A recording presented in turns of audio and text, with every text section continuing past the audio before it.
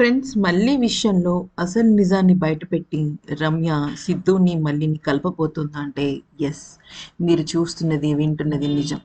ఏంటంటే మ్యాటర్ అసలు మళ్ళీ ఆదికేశవ రమ్యల కూతురు అలాగే బుజ్జి వాళ్ళ చెల్లెలు.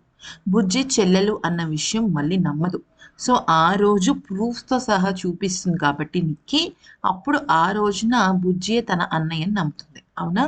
అయితే సిద్ధు మాత్రం నువ్వు ఆదికేశవ రమ్యల కూతురువయ్యుండి ఈ ఇంట్లో నువ్వు ఉంటూ కూడా అస్సలు నాకు ఆ విషయం చెప్పకుండా ఇంత పెద్ద నిజం దాచినందుకు, నువ్వు నన్ను మోసం చేసినందుకు, నా డబ్బును చూసి నన్ను ప్రేమిస్తున్నట్టు నటించినందుకు నేను నిన్ను అస్సలంటే అస్సలు యాక్సెప్ట్ చెయ్యను, నువ్వు నాకు దూరంగా వెళ్ళిపో అని చెప్పేసి తిడతాడు కదా. తిట్టినప్పుడు మళ్ళీ ఇంకేం చేయలేక పాపం మౌనంగా ఉండిపోతుంది. ఎందుకంటే మళ్ళీ జీవితమే ఒక తెగిన గాలిపటం. ఎవరికి పుడుతుంది? గౌతమ్ మల్లిలకు పుడుతుంది. కానీ ఆ తర్వాత ఈ మల్లిక ఆరాధ్య చేతుల్లోకి వెళ్తుంది. ఆరాధ్య ఇక భానుమతి కుట్రకి వాటికి బలయ్యి ఈ మల్లిని ఆదికేశవ రమ్యల దగ్గరికి చేరుస్తుంది.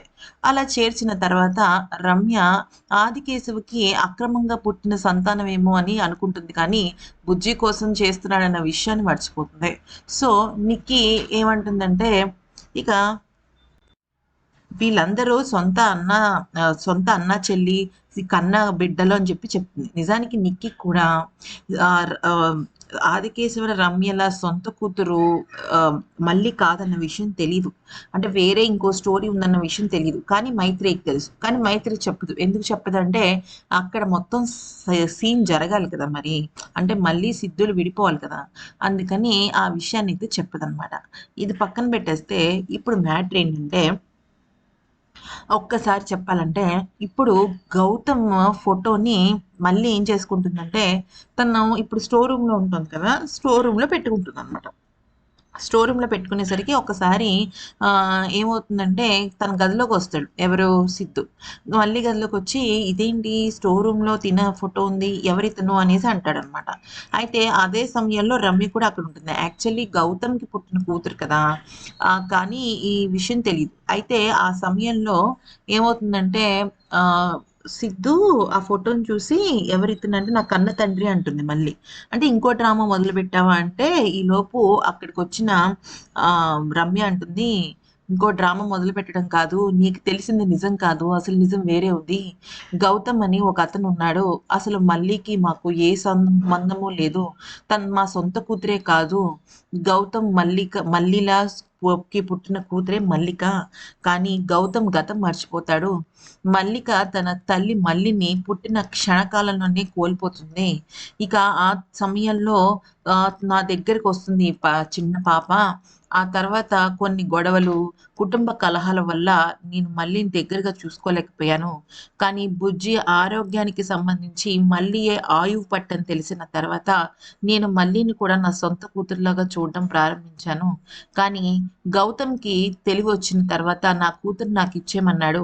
6 ఏళ్ల పాటు పెంచిన కూతుర్ని, అలాగే ఆ కూతురుకి నా కొడుక్కి ఏర్పడ్డ అన్నా చెల్లెళ్ళ సంబంధాన్ని తెంచలేక నేను గౌతమ్కి దూరంగా పారిపోయాను నా పిల్లలిద్దరిని తీసుకుని.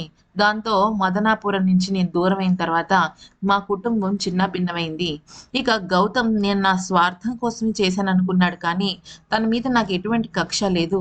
గౌతమ్ చనిపోయాడు, అదే ప్రమాదంలో నా పిల్లలు కూడా చనిపోయారు అనుకున్నాను, కానీ జరిగిన విషయం వేరు. ఎప్పుడూ కూడా మీ ఆదికేశవ అంకుల్ గౌతమ్కి మళ్ళీని అప్పగించాలని చూశాడు, కానీ అది కూడా జరగలేదు.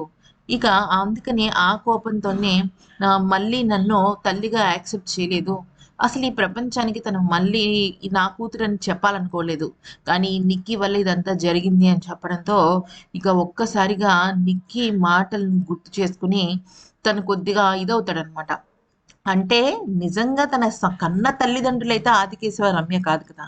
అలాంటప్పుడు తను ఏం చెప్తుంది? చెప్పాలంటే మొత్తం స్టోరీ తను పుట్టినప్పటి నుంచి చెప్పాలి. అంత స్టోరీ చెప్పడానికి టైం ఏది? అప్పటికప్పుడు ప్రేమ, అప్పటికప్పుడు ఫస్ట్ నైట్, అప్పటికప్పుడు పెళ్లి. అసలు నేను నిన్ను ప్రేమించట్లేదు ముర్రో అన్న మల్లిని బలవంతంగా తను ఆ అడవుల్లోకి తీసుకెళ్ళాడు. అక్కడ మత్తుమందు జరిగింది. వాళ్ళిద్దరికి ఫస్ట్ నైట్ అయింది. ఫస్ట్ నైట్ అయిన తర్వాత ఇక ఆ విషయం నుంచి కోలుకునే లోపే నిక్కీతో పెళ్లి అరేంజ్ చేసింది. ఇక ఏం చెప్తుంది? అసలు నిజం చెప్పాలి అంటే మళ్ళీ ఎప్పుడు కూడా రమ్యతో గొడవ పడుతుండేది. ఆ గొడవ పడిన విషయం కూడా తెలుసు సిద్ధుకి. కానీ ఏమీ తెలియనట్టు అయితే మ్యాటర్ ఏంటంటే ఇప్పుడు తల్లిదండ్రులని తెలియలేదు. పెళ్లి చేసేసుకున్నాడు. ఫస్ట్ నైట్ అయిపోయింది. అన్నీ జరిగిపోయాయి. ఇప్పుడు వాళ్ళ తల్లిదండ్రులు వీళ్ళని చెప్తే ఏంటి? చెప్పకపోతే ఏంటి? అయితే వేరే తల్లిదండ్రులైనా కూడా తనేం రిచ్‌గా నేను పెరిగాను, నేను కోటీశ్వరుడినని చెప్పలేదు కదా! ఫస్ట్ నుంచి నేను పేదమ్మాయిననే చెప్తోంది. పేదమ్మాయనే కదా ప్రేమించాడు. అలాంటప్పుడు ఇవన్నీ ఎందుకు తనకి? నిజంగా జెన్యూన్‌గా ప్రేమించుంటుంటే ఆ! తను తప్పు చేసినా క్షమించే గుణం ఉండాలి. తినేంటంటే పైపైన మెరుగులు చూసి ప్రేమించేస్తాడు. ఆవేశపరుడు. ఊసరవెల్లి రకం.